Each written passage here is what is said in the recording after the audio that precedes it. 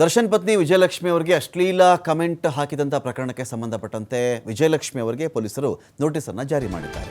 ನ್ಯಾಯಾಧೀಶರ ಎದುರುಗಡೆ ಹೇಳಿಕೆ ದಾಖಲಾಗಬೇಕು. ಆ ಥರ ನೀವು ನ್ಯಾಯಾಧೀಶರ ಎದುರುಗಡೆ ಬಂದು ಸ್ಟೇಟ್ಮೆಂಟನ್ನು ಕೊಡಿ ಅಂತ ಹೇಳಿ ನೋಟಿಸನ್ನು ಕೊಟ್ಟಿರೋದು. ಶುಕ್ರವಾರ ಕೋರ್ಟ್ಗೆ ಹಾಜರಾಗಿ ಹೇಳಿಕೆ ದಾಖಲಿಸಲು ಸೂಚನೆ ಬಂದಿದೆ.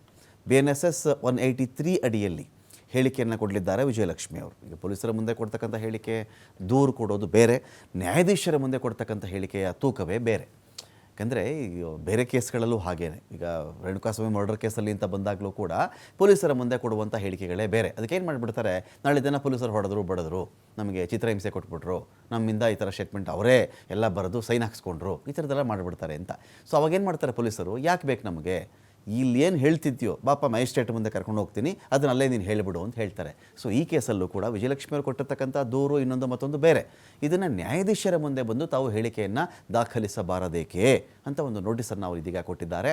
ಪ್ರಕರಣದ ಸಂಪೂರ್ಣ ಹೇಳಿಕೆ ದಾಖಲು ಮಾಡಿ ವಿಜಯಲಕ್ಷ್ಮಿ ಅವರೇ ಅಂತ ಹೇಳಿ ನೋಟಿಸ್ ಅವರಿಗೆ ಬಂದಿದೆ. ಹಾಗಾಗಿ ಶುಕ್ರವಾರ ಅವರು BNSS 183 ಅಡಿಯಲ್ಲಿ ನ್ಯಾಯಾಧೀಶರ ಎದುರುಗಡೆ ಬಂದು ಹೇಳಿಕೆ ದಾಖಲು ಮಾಡಬೇಕಾಗತ್ತೆ.